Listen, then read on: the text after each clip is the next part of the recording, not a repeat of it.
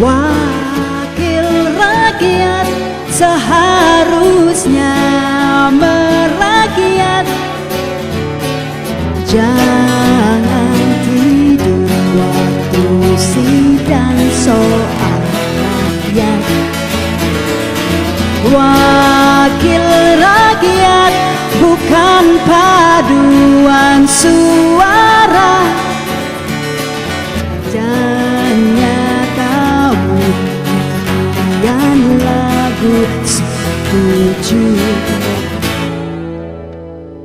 Pemirsa, selamat malam. Senang sekali SBO TV menyapa Anda dalam program baru. Program yang akan mengulas mengenai permasalahan-permasalahan dan juga persoalan di tengah masyarakat, dan kami kemas dengan sesuatu yang menarik di mana semua terangkum dalam soal rakyat. Tepuk tangannya dong.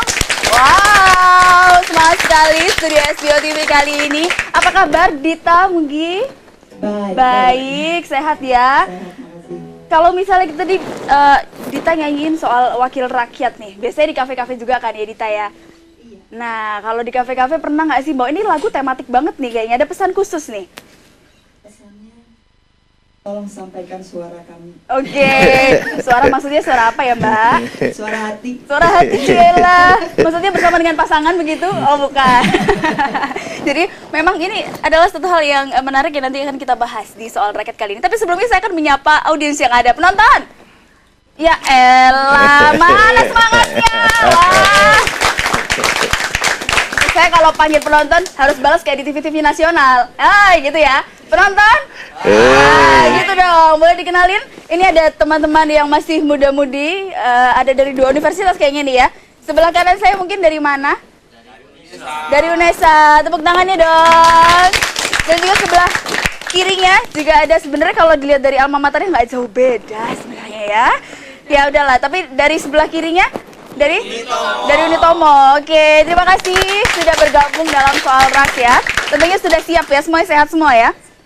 Sudah sehat untuk membahas mengenai topik kita kali ini. Dan tidak kalah menariknya pemirsa, tentunya kita akan memperkenalkan salah satu narasumber kita yang luar biasa malam hari ini. Mas Adis Kadir, apa kabar?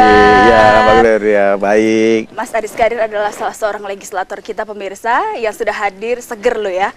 Alhamdulillah, baik. Ya? Sehat, aktivitas lancar? Lancar ya? Ya. Kalau kita berbicara mengenai lagu tadi sudah dibuka dengan lagu yang fenomenal loh ini, Mas Adis, tentang wakil rakyat loh ya. Iya, jadi memang lagu ini tadi supaya mengingatkan, paling tidak menyentil wakil-wakil rakyat itu kalau sidang jangan tidur. Teman-temannya Mas Adis ini berarti ya? Enggak, saya enggak menyebut begitulah. Baik. Tapi ada sebagian, tidak semua tidur kalau lagi sidang soal rakyat. Capek kali Pak, 24 ya, jam mungkin gitu capek, ya. Baik, tapi tentunya sebelum kita mengetahui mengenai tema kita hari ini, ada baiknya Anda menyaksikan tayangan yang telah kami rangkum berikut ini.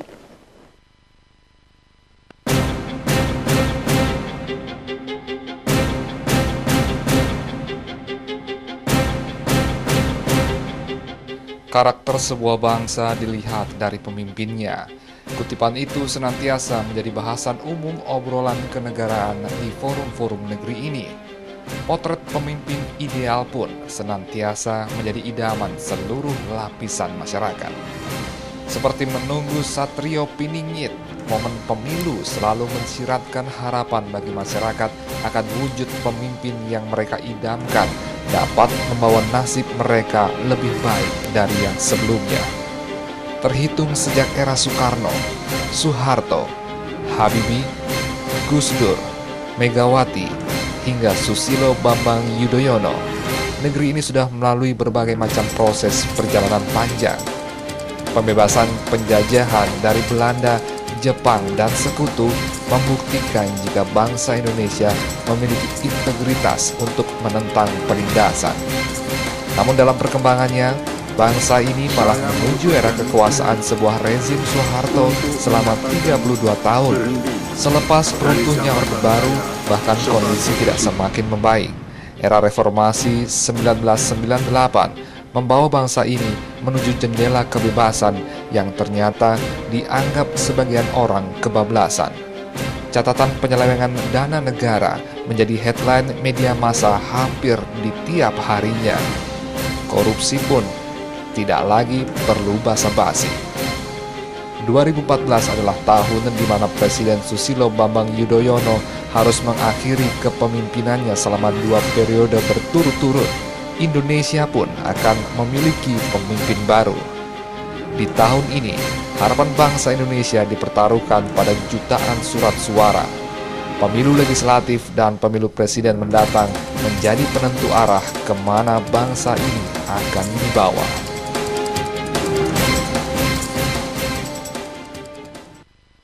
Ya, pemilihan umum ini menjadi arah dan juga penentu bagaimana kemudian bangsa Indonesia ini akan dibawa, betul Mas Adis? Ya. Tadi kalau kita sudah lihat, ini banyak dari presiden-presiden Indonesia yang ditampilkan di sana, mulai dari presiden pertama hingga yang terakhir. Sebenarnya kalau kita bicara pemimpin, arti harafiahnya, atau menurut Mas Adis sendiri itu sebenarnya gimana sih Mas?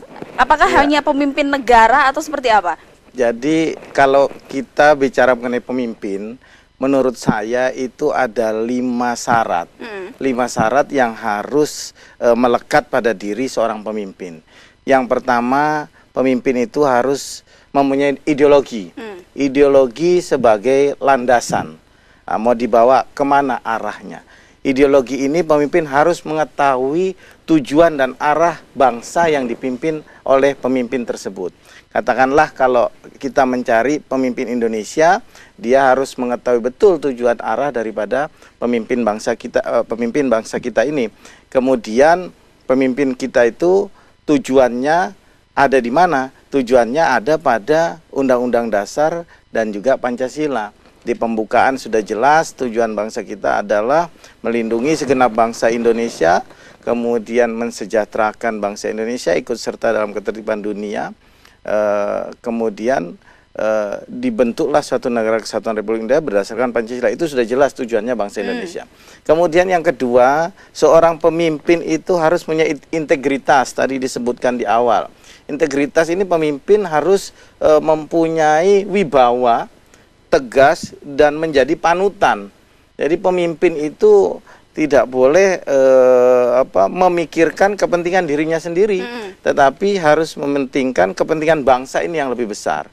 Itu yang kedua. Yang ketiga, pemimpin harus mempunyai kapasitas. Kapasitas itu artinya knowledge-nya ada, kemudian experience-nya juga ada. Knowledge itu kemampuan pendidikannya, kemudian pengalamannya di dalam memimpin itu juga ada. Sekarang ini kan tiba-tiba kalau menjelang pencalekan ini muncullah calon-calon pemimpin dadakan, ya kan? Yang dadakan itu yang mana pendidikannya aja masih pas-pasan, kemudian juga pengalamannya tidak ada, itu berani maju untuk mencalonkan jadi calon-calon pemimpin. Jadi ini kan lucu. Jadi pemimpin itu harus punya itu. Kemudian yang keempat, pemimpin itu harus punya visioner. Visioner artinya apa? Ide, gagasan, konsep. Harus mempunyai konsep ke depan. Kita jelek-jeleknya waktu era Orde Baru, tetapi di sana ada konsep untuk pembangunan jauh ke depan. Ada rencana pembangunan jangka pendek, repelita, dan juga ada rencana pembangunan jangka panjang. Dan juga ada garis-garis besar haluan negara. Jadi pembangunan ini mau dibawa kemana? Jadi bukan hanya jadi pemimpin yang tidak punya visioner ke depan, bukan hanya jadi pemimpin yang situasional. Katakanlah misalnya ini bencana banjir, tiba-tiba gusur-gusur saja orang-orang, kemudian nanti yang digusur dibuatkan tempat waduk penampungan, relokasinya belum jelas, kemudian waduknya juga tidak selesai-selesai. Pemimpin tidak seperti itu, situasional, harus punya visi jauh ke depan. Yang terakhir, yang kelima, pemimpin itu mentalitasnya harus bagus, bermental baja. Karena apa? Zaman sekarang ini godaannya luar biasa. Harta, tahta, wanita. Nah, kalau mentalnya tidak kuat, harta kena, yaitu tadi korupsi. Luar biasa korupsi sekarang karena mental tidak kuat.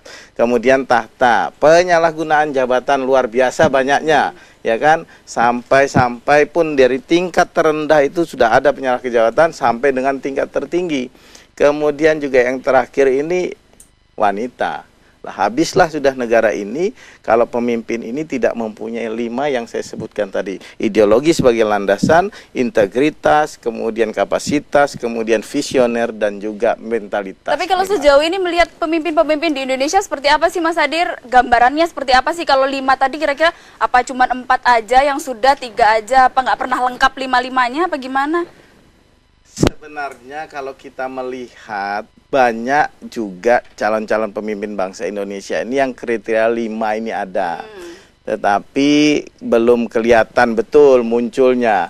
Malah yang kelihatan banyak ini kan 4 ini ada, tapi mentalitasnya sekarang yang banyak lagi di blow up ini kan mentalitasnya yang kurang bagus. Terkait korupsi lah, terkait dengan penyalahgunaan wewenang, terkait dengan wanita dan lain-lain. Jadi seperti itu. Jadi memang mentalitas ini yang perlu dimiliki oleh seorang pemimpin, bukan hanya 4. Jadi 5 kesatuan inilah kalau ini bisa menjadi ada pada diri seorang pemimpin, akan baguslah bangsa kita ke depan. Kita mungkin lempar ke rekan-rekan ini yang ada ini nih, teman-teman saya nih, Mas Dita, mungkin kalau ngelihat pemimpin nih kayak gimana? Mungkin kalau Dita ini pemimpin hidup yang belum 5. Pemimpin hidup gimana kalau ngelihat pemimpin di Indonesia sebenarnya selama ini seperti apa sih?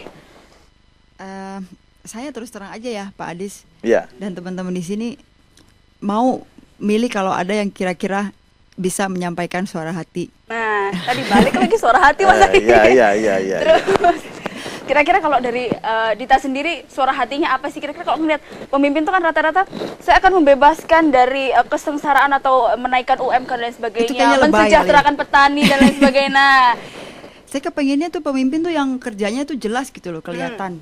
Jadi nggak cuma tahu-tahu tiba-tiba kayak Pak Adis tadi bilang situasional gitu, tahu-tahu muncul pas lagi ini kampanye. Pengen lihat pekerjaannya sebelumnya gimana sih, track recordnya ya. Kalau bicara itu sebenarnya Mas Adis, kita bicara bibit, bebet dan juga bobotnya. Sebenarnya selama ini masyarakat mungkin buta. Pemilihan pemimpin mungkin tidak hanya negara Indonesia saja, tapi mungkin pemimpin daerah dan lain sebagainya. Cara masyarakat untuk tahu bibit, bebet, bobotnya mereka-mereka yang akan dipilih ini gimana? Karena kalau kita melihat dari spanduk, kan nggak mungkin Mas Adis spanduk di titik 2 pelajaran maksudnya gelar dan lain sebagainya, terus apa saja yang telah ditemukan nggak mungkin dimasukin di dalam spanduk. Nah, caranya masyarakat untuk tahu ini seperti apa kira-kira? Iya, sebenarnya zaman sekarang ini segala sesuatu itu sudah bisa dilihat, sudah bisa dicari ya toh. Kalau ada calon pemimpin yang betul-betul ingin jadi pemimpin, itu track recordnya bisa dicari. Bukan hanya lewat omongan orang, tetapi juga lihat dia kerjanya sebagai apa. Bisa juga lihat di sekarang internet, media sosial juga cukup bagus. Di situ bisa terlihat track recordnya semua. Kalau seorang pemimpin yang niat, dia pasti berani memperlihatkan sebenarnya jati dirinya itu seperti apa. Mulai dari awal dia sampai dengan dia saat ini ingin menjadi pemimpin. Itu bisa dilihat semua. Jadi memang kalau memilih ini sebenarnya kan begini, seperti Mbak Dita ya, Mbak Dita sampaikan. Betul, masyarakat itu tidak terlalu muluk-muluk sebenarnya, yang diinginkan itu apa. Saya hampir semenjak tahun 2008-2009 sampai saat ini saya selalu turun ke tengah-tengah masyarakat. Tidak banyak sebenarnya yang diminta masyarakat itu. Pertama yang diminta masyarakat itu adalah bagaimana harga-harga sandang pangan ini murah. Itu saja yang diminta mereka, tidak banyak. Kemudian bagaimana pendidikan yang katanya gratis, betul-betul gratis. Jangan ada lagi penarikan biaya-biaya. Sampai sekarang masih ada. Kemudian bagaimana kesehatan yang katanya murah, betul-betul murah. Dan mudah untuk mereka masuk ke rumah sakit itu. Tidak nanti masuk rumah sakit ditolak. Sebenarnya 3 hal ini saja sebenarnya itu yang masyarakat di bawah itu tidak muluk-muluk. Baru nanti kemudian setelah 3 hal ini terpenuhi, baru mereka berpikir tentang bagaimana dengan transportasi, bagaimana dengan selanjutnya yang mengikuti seperti itu ya. Oke, kita masih akan ngobrol mengenai kepemimpinan. Kita minta aplausnya, kita minta semangatnya dong untuk mahasiswa. Kami akan segera kembali saat lagi pemirsa.